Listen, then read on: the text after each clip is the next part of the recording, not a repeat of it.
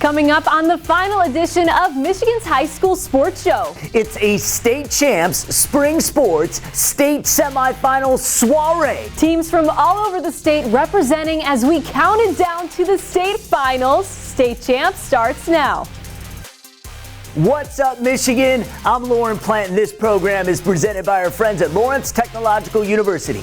If you have the dream of playing collegiate athletics, recruit yourself at ltuathletics.com. Well, somehow we have made it to the finish line. The high school sports season now officially in the books. It has been an incredible, unprecedented, ridiculous, insane, awesome, and spectacular year. I'm Genna Rose. Congratulations to all of the newly crowned state champions. We will have recap shows of all the state championships next week. This show highlights how all the teams got to Michigan State, and for some, it was a wild ride. Our final DMC Game Changers video discusses injuries with the Achilles tendon, and we have Mark Ewell with the MHSAA talking about the rules of summer in the MHSAA Minute. So much important info, it took 2 minutes. Stay tuned. Lorne went live for the Softball Player of the Year Final Four announcement, so that's coming up too. Let's get started.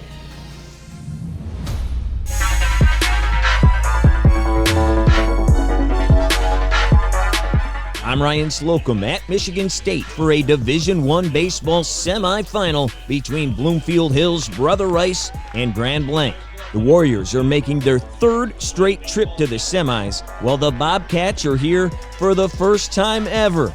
But you'd never know it. These Cats had their swag on 100. Second batter of the game, A.J. Maxwell lays down a perfect bunt. The pitcher fires to first, but the throw gets away. That allows the senior Jonah Molesky to come stomping home. And do you think these Cats are fired up? Couple of batters later, the freshman Nathan Fidelino slaps one the opposite way and down the line in right. Maxwell and Seth Osterman score on the 2-run double to make it a 3-0 game. And they're not done. Still in the first, bases juiced for Tim Welch, who draws a walk. That forces Fidelino home. GB sent 10 hitters to the plate. They take a 4-zip lead after the first half inning. Brother Rice gets one back in the bottom of the frame. Will Shannon hits a chopper to David Lally. He gets the out at first, but Charlie D'Angelo scores to make it 4-1 after one. But GB gets busy again in the second. Dylan Bowen with the seeing eye single to right. Maxwell scores again, and here comes Hunter Ames dirtying the dish. Grand Blanc now with a 6-1 lead. They were threatening again in the third, but great throw by Shannon to gun them down at third. The Warriors keep the Cats scoreless for the first time, but they get right back to it in the fourth. Base is chucked for Tim Welsh, who walks again. That brings in another to give the Cats a 6-run lead. They'd add another pair in the fifth. The rookie, Fidelino, with his third hit and third RBI of the day, helping Grand Blanc advance to its first D1 title game in school history, beating Brother Rice 9-1. They'll take on Portage Central at MSU Saturday at 9 a.m. It's surreal. I've never felt anything like it.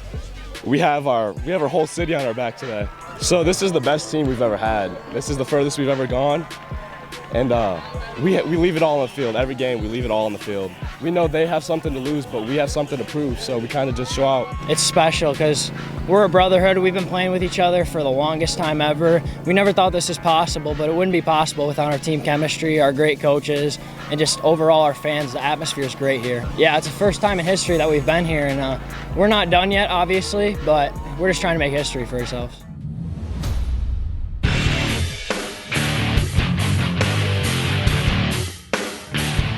I'm Ryan Slocum at Michigan State for a Division I baseball semifinal between Portage Central and Midland Dow. The Mustangs looking to get to the title game for the first time since they won it all in 2002, and they get off to a quick start. Bottom of the first, Zach McDonald sends a shot to deep left. Looks like it might drop, but Daniel Kowalczyk is there to make the leaping grab. But despite the catch, future LSU Tiger Luke Lito comes in on the sac fly. Portage Central takes a 1-0 lead. Then in the second, 2 on for Will Satchwitz. He singles to left. That drives in Michael Aiello, followed by Ryan Dotson. Just like that, PC has a 3-0 lead. Meanwhile, Gavin Brzezowski was on the hill for the Mustangs, and he was feeling it like Jay-Z in 1996. The senior didn't give up a hit until the 5th. The Chargers finally score on the Tennessee signee in the 6th. Logan McCoy loops one just past the second baseman's glove. Matt Douglas dirties the dish from third to get Dow on the board. But the Stangs would get that run back in the bottom of the frame. Cole Mason lays down a bunt, and the first baseman can't make the play, allowing Aiello to score, and it gives PC a 5-1 lead heading into the final inning. And that's where Brzezowski slams the door with his 10th strikeout of the day to get the final out. Portage Central beats Midland Dow 5-1 to advance to the D1 State Championship game. They'll take on Grand Blanc Saturday at MSU at 9 a.m. Yeah, it's awesome. We practice every day. We think about it. We work towards it. And we got here. That was cool, but our main goal is the state championship. So to get there, it's pretty awesome. It's pretty special. I feel like we have many different ways to win. I mean, hitting is a big part of the way that we win, but I mean, we got great pitching. Gav did a great job today. I mean, shut them down and gave us that chance to win. That was huge to come out here on a big stage and perform like he did. It was great, but I mean, we still have more work to do. Our main goal is to win it, and that's what we're going to do. Time now to go in the dugout. Brought to you by the Michigan High School Baseball Coaches Association. This week, we caught up with Portage Central head coach Corey DeGroot just after his Mustangs advanced to the Division I state title game with a win over Midland Dow. Everything I feel is for the kids. I got 23 kids and even my 2020 class, I got a little emotional seeing some of my kids that were here, that were my seniors last year, and this is for them. It's for all my parents, for all the administration, everybody. The coaches, we're just fortunate to be able to coach these kids. These kids are awesome. I love my guys. And I thought, you know what, this group, we might have something special because it's more than talent. Talent doesn't win you championships. It's all the other intangibles. It's the mental toughness, the mindset, the ability to play to win and play not to lose. All those things play into it. There's a lot of spokes on the wheel to find ways to win big games like this.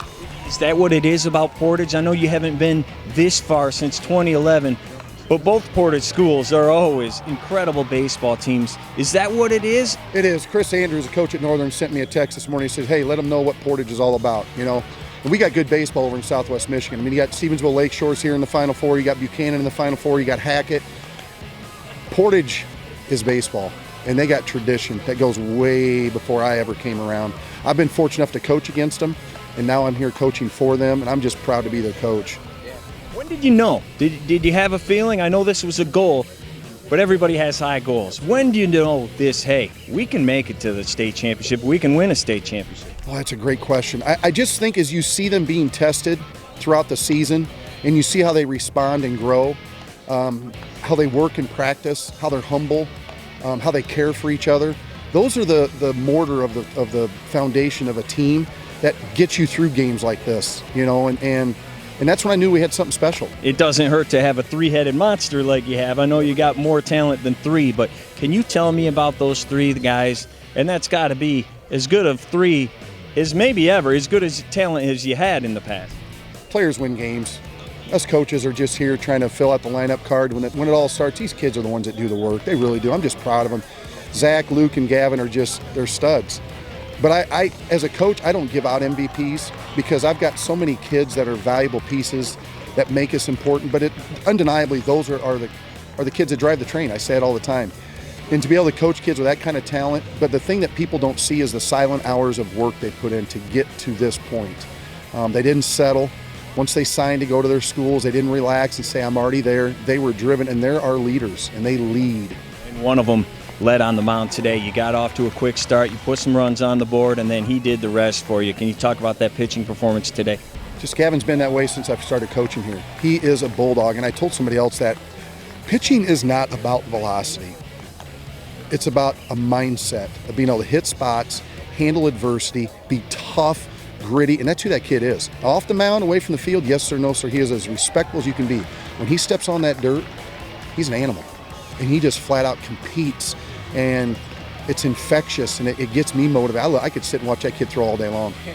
Well, you have, I don't know what it is, 48 hours or something to sit here and think about it and maybe game plan or do whatever. Tell me about the next day and a half. What's going to happen? What's your life like here in the next day and a half? Keep things simple. That's kind of what we do. We stick with our routine. We'll have a practice tomorrow, a light workout, go over a scouting report once we find out who we're playing.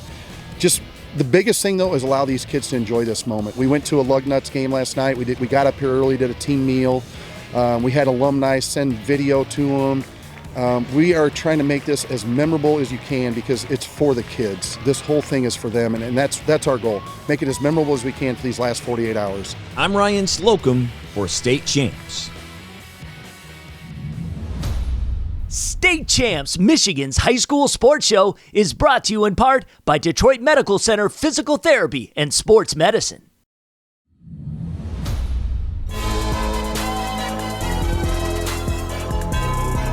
Hi, I'm Laura Ramos of DMC Physical Therapy and Sports Medicine, and today on Game Changers, we're going to talk about the Achilles tendon and how to train it. Your first training exercise is to work on balance and turn your neuromuscular system on. Begin by balancing on one foot. If you need to, you can place your opposite foot down as a kickstand for balance. Arms behind your back, moving your nose forward, and then bringing your head backward as far as you can go. Moving forward and backward like this, challenging your balance. Do this 10 repetitions. And then switch legs and repeat on the other side. Next, come back to the straight position and go side to side with your head. Again, if you can balance on one foot, do so. If not, use your opposite foot as a kickstand. Repeat 10 times, and then the other side. Finally, do rotation. Turn your head as far as you can to the right and to the left. Balancing, repeat 10 times on each side. The second part of Achilles training involves flexibility. Start by standing at a wall, arm lengths apart. Put a stretch on one leg, making sure the knee is straight, looking straight up with your head, and back is straight. In this position, now lift up the opposite leg.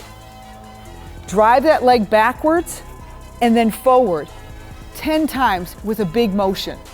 Maintain that medium level stretch on the down leg. Make sure your foot doesn't move side to side or doesn't lift off the ground. And then do the same thing on the opposite leg. Next, put a medium stretch on and swing this leg side to side with the knee straight. As you do so, again, make sure your heel and foot stay in contact with the ground and all of the rotation or movement is coming from down in the ankle.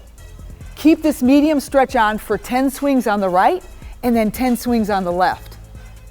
The final stretch is set up in the same direction, heel down, medium stretch, back straight, head up, and now she's going to rotate, bringing her knee up and opening and closing the gate as we put it.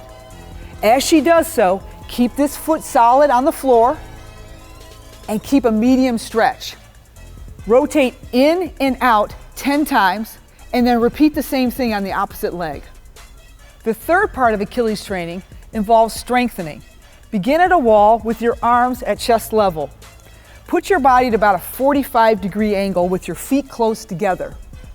In this position, look straight on the horizon with your eyes, head up position.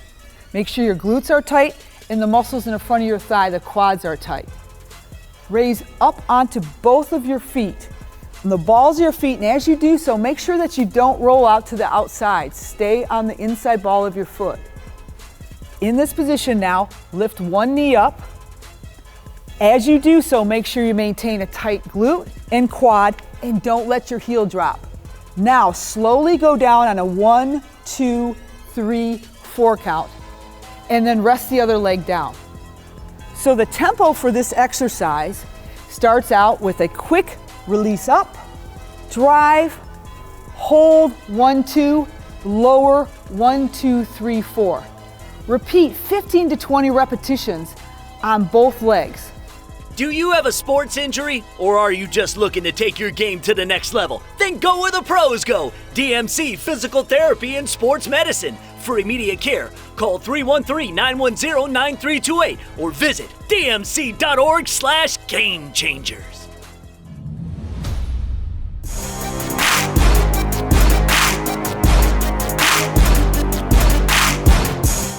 I'm Ryan Slocum in Northville for a Division II girls soccer state semifinal. Bloomfield Hills Marion taking on Dearborn Divine Child.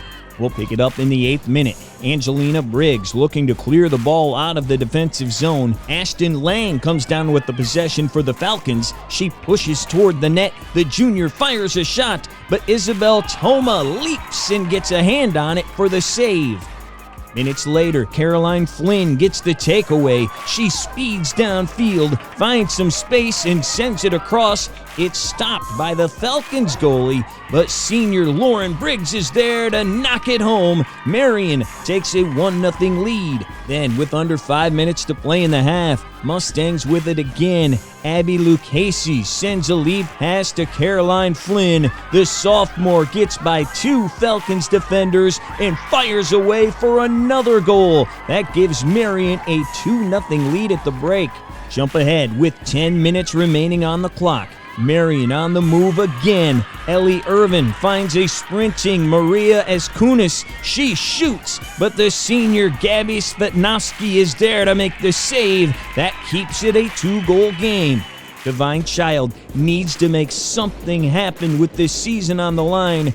Anna Badoli sends it towards the net, finding her teammate Morgan Stack, who tries to cut the lead in half, but Toma is there to keep them off the board. Then the senior Eskunis on the breakaway, and this time she finds the back of the net, and that would seal the deal. Bloomfield Hills Marion shuts out Divine Child 3-0. The Mustangs advance to the Division II state championship game against Spring Lake, looking for their 9th state title in program history.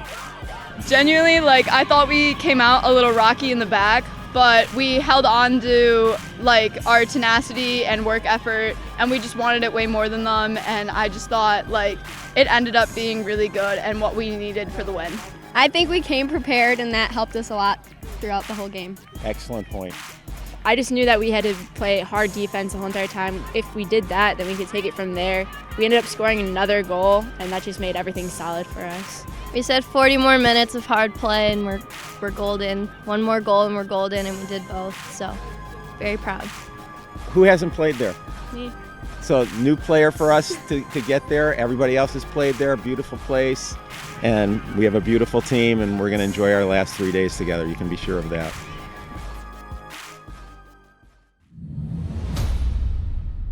State Champs Michigan's high school sports show is brought to you in part by the Michigan Army National Guard, a proud partner of the MHSAA.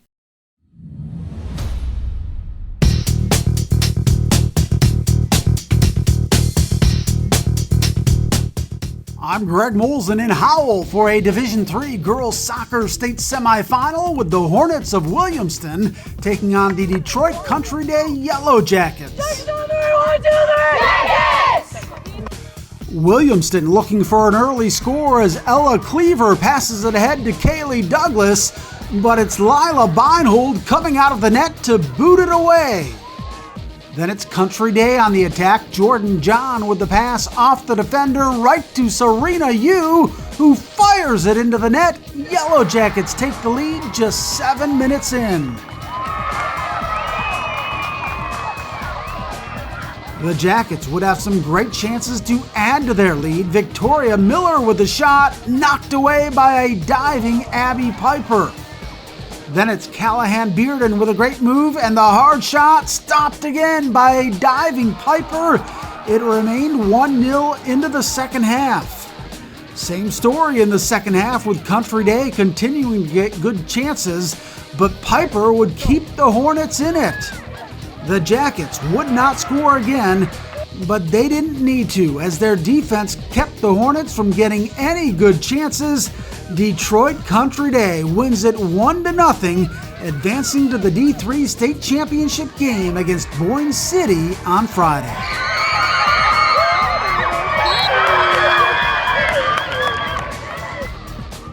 It's such a big win today, and this group we've been playing, most of us since middle school, so it's a really good journey for us to move throughout high school and then win this game and play at MSU Friday. You know, this is fun. This is as good as it gets, right? This isn't, you don't get to do this every year, and with 12 seniors, we're thrilled. Time now to take a look inside Lawrence Technological University. I'm Colby Smith. I'm from Kimberly, Idaho. I was recruited for the LTU esports team. I'm going to be attending LTU and going for computer science and game development. So I reached out to Colby on one of the recruiting sites, and I'm super excited for him to come here because he was one of the first few that I was really interested by his gameplay and his passion. First off, Danielle seemed like a great coach. She seemed very nice and very excited for the esports program. But why I really chose LTU as the degree program, other than just a computer science degree, it has an actual game design degree, which is what I actually wanted to do. So I never really thought, I could do this. I could play for a school or make video games. I always had different ideas, but as soon as I realized, I can go to school for this, I can follow my dreams, then that's what I wanted to do. And then what really stuck out is after talking to him and him trying to start a program at his high school. So in high school, I attempted to make one at my small little high school, about 150 for graduating class. We had it going, I got it approved. I was like the president, I guess, setting up all the meetings and whatnot. But as soon as we were getting it off the ground, getting funding, COVID just shut the whole thing down. I think it was a perfect fit with starting a brand new program at LTU.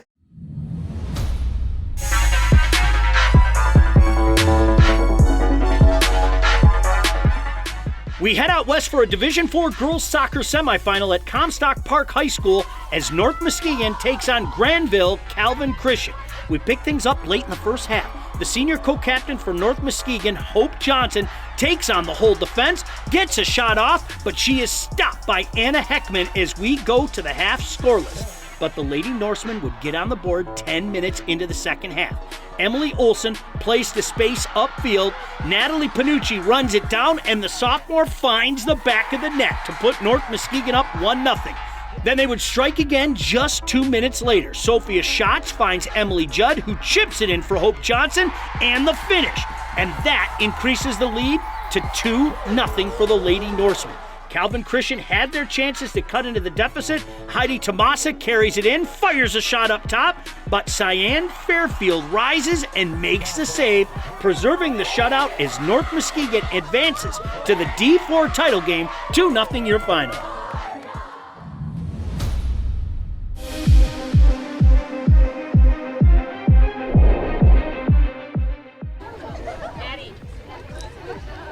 All right, ladies and gentlemen, we are coming to you live from Total Softball in Wixom. And why are we here today? What are we doing? Well, we are revealing the Final Four in this year's 2021 Total Softball Player of the Year race. Now, that's good.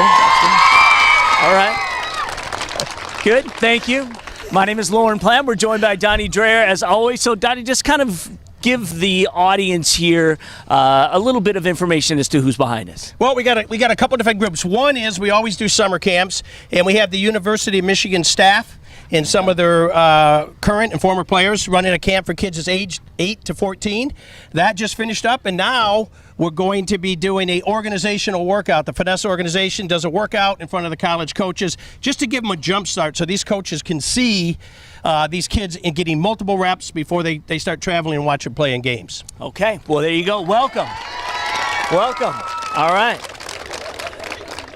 Good deal. All right. Well, it is time to get busy. It's time to find out who are the Final Four. That's what we want to know. That's what everyone wants to know. And I just want everyone to know that this is not something that's taken lightly. This is a serious decision made by serious people who often sometimes get into squabbles when it comes into who should actually be in the Final Four. Now, we do have a process. There is a criteria. Donnie will explain some of that as to why each individual is in the Final Four. Now, let us begin. Number one, well, the great thing about this award and all the awards basically put on by the State Champ Sports Network is that it's the only major awards in the state where the fans have an opportunity to weigh in. And not that it's the final conclusion, but the great thing about the vote, and boy, let me tell you, the vote was outstanding this year. So the softball community stepping up to support their own. The online vote winner automatically gets a slot into the Final Four. And this year, that is Farmington Hills Mercy's Maggie Murphy. So congratulations to Maggie.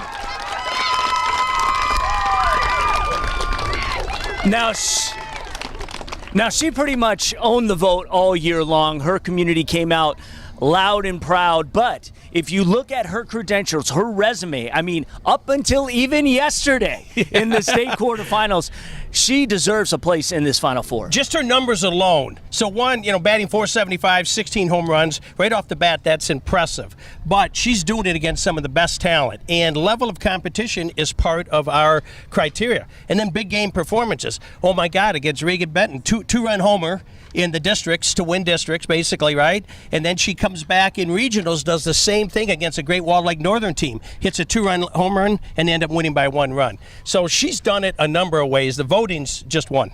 Yep, absolutely. So the advantage for Murphy is that the automatic winner of the online vote, if you win the vote throughout the season, you have an automatic 20% chance over everyone else to win the whole thing. So what does that mean? Well, if all the other criteria come out even, well, the online vote winner, the people's champion will be the actual champion. But we won't find that out till next week. So we've got 3 more people to reveal who is number 2. I want to start with the senior because we've been talking about her for years, and that's Callie Hevelin, who is Three Rivers. Yeah. Callie set the all-time home run record at 29. Well, she actually crushed it at 29 home runs. And the other thing that's still so impressive to me is 88 runs. She had the record 2 years ago. Yeah. She tied her own record, 88 runs. Now, one of the things that the committee has to take a look at is level of competition. So being in Division II, she doesn't see quite the competition.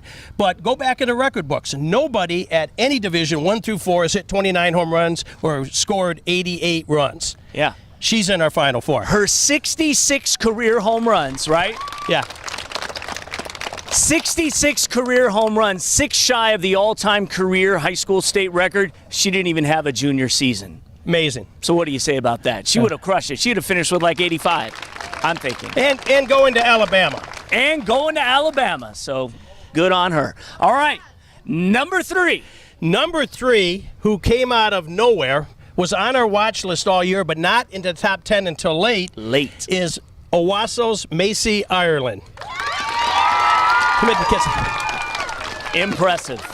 Now again, I mean, her numbers are unbelievable. She struck out close to 470 batters. I think she's 32-3. And oh, by the way, she hit about 550 offensively. Right. Now, one of the things that we stay up late, especially last night, talking about, again, is a level of competition, because Macy's a great pitcher. She just got done winning quarters, 8 innings. She strikes out 16 batters. That's impressive. But you have, thank you, yep. But you have kids like Regan Bennett. Yeah. Kendall Klokock, right? Rachel Everett, that have seen really better competition. So that's the tough thing we have is we're looking at great numbers and trying to compare them because it's different levels of competition. But again, criteria, big game performance. It's a big one. Yep, and there's a team component. Yeah. There's something to be said about winning. That's right. And Macy Ireland's got her team into the semis, and she's one of the top 4. All right, congratulations. Wow, I think we should do this every week. We can get them in the studio. It's a lot of fun. All right, so we've got one more to reveal the 4 of our Final Four, and that is? That is Ava Bradshaw. Now listen. Ava just like Macy, was not on our top 10 till the end, but she was always on our watch list. A freshman. And by the way, that's what's so great about this award. It's a single season, who has the best year, all things considered. And it can be a freshman through a senior.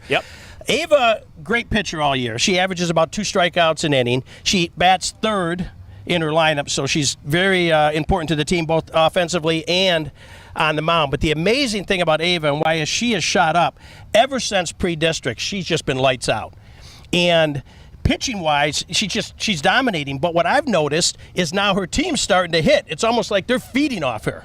And so she's just shut everybody down since pre-districts. And as a freshman, she's in her Final Four. It's pretty cool. It is very cool. South Lyon High School, by the way. Yes, of course. Yes, South Lyon, who has been outstanding this season. So who's going to win? All right, I think they are divided. They sound like our committee. Yeah, exactly. We're going to find out, but we've got a couple more games to play in the state playoffs to see if some of that big game performance really rises to the top, as we still have a few players still alive. Yes, we do. We have 3 of them alive. And I don't know who the favorite is. I will say this: it's never been this close. I don't think we've ever been this deep, indecisive. With only 4 players left. Yeah, absolutely. So we're going to find out very shortly. Now, I understand you have a few special guests that you want to bring. Yeah, we have a couple former top 10 Player of the Year candidates that have now moved on to the collegiate level. So first, I want to bring out the freshman, Sierra Kirsten, University of Michigan.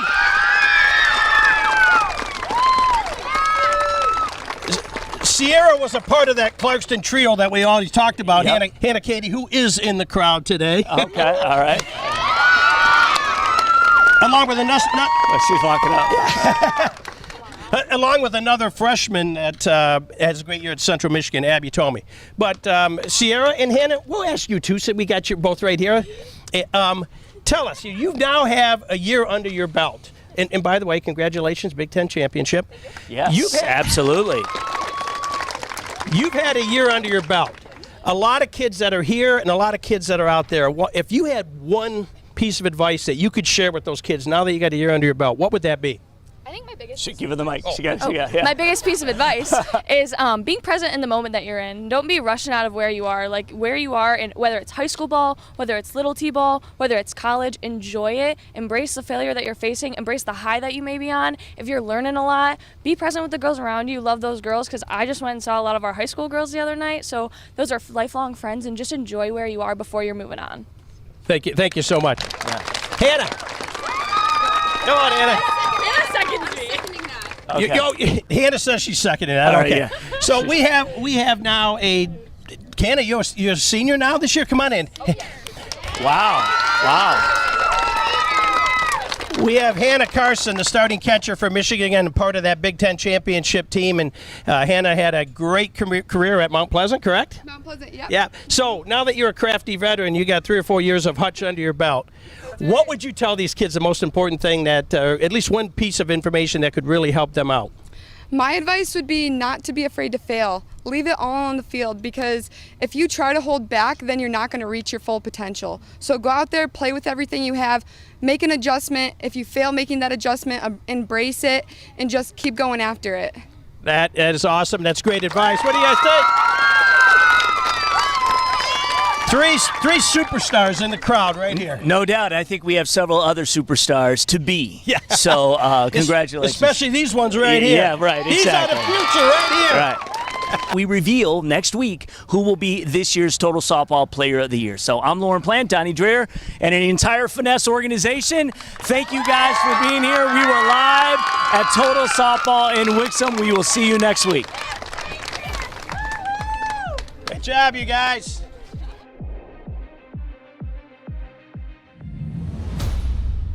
State Champs, Michigan's high school sports show, is brought to you in part by the Detroit Athletic Club Foundation's Male and Female High School Athlete of the Year Awards.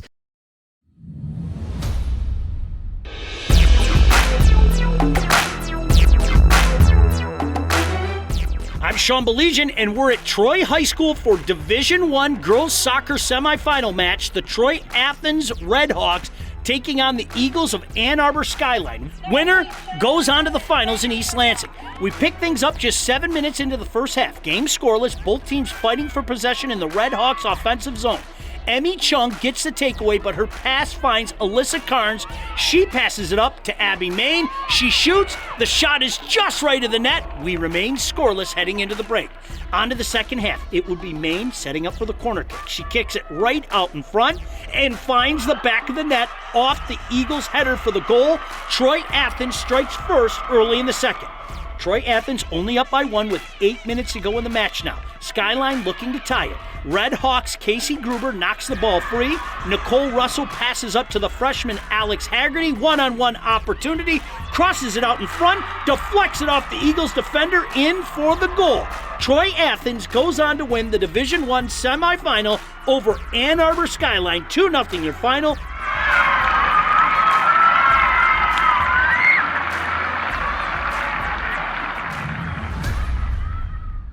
State Champs Michigan's High School Sports Show is brought to you in part by the Michigan High School Athletic Association.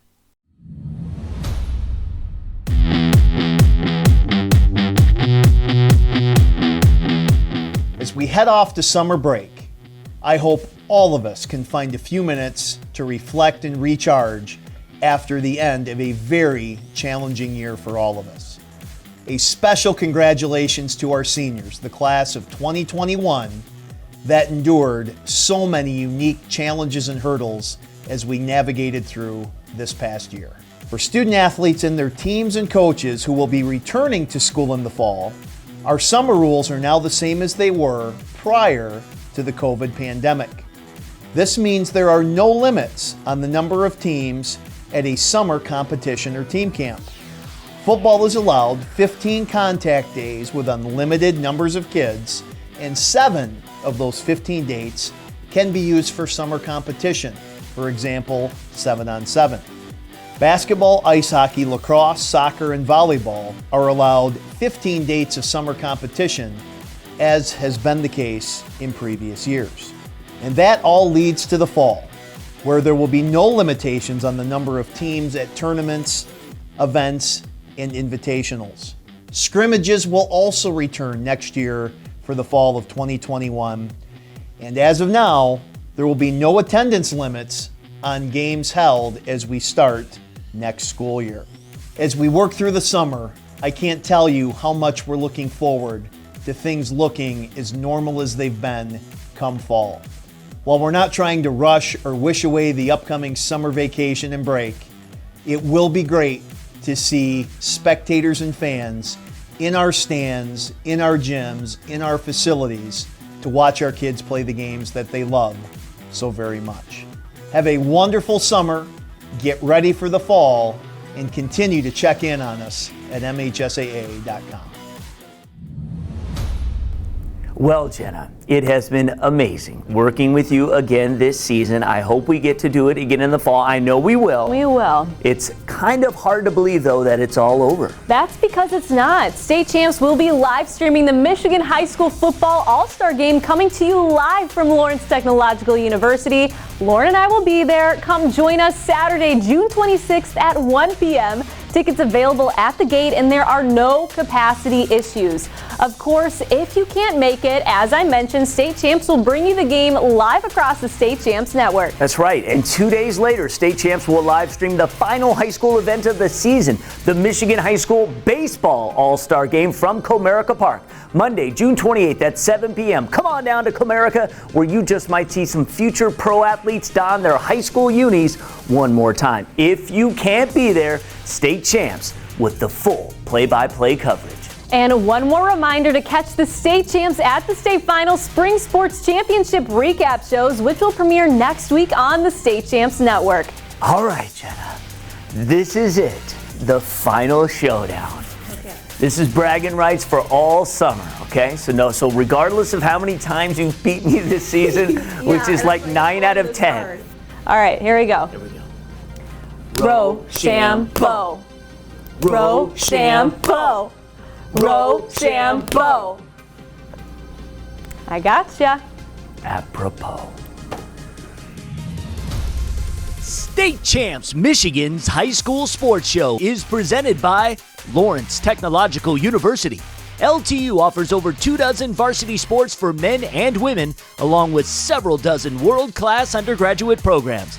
Athletic and academic scholarships are available in all sports. Visit LTUathletics.com and recruit yourself. Also brought to you by the Michigan High School Athletic Association, promoting the value and values of educational athletics. The Michigan Army National Guard, a proud partner of the MHSAA. The Detroit Athletic Club Foundation's Male and Female High School Athlete of the Year Awards.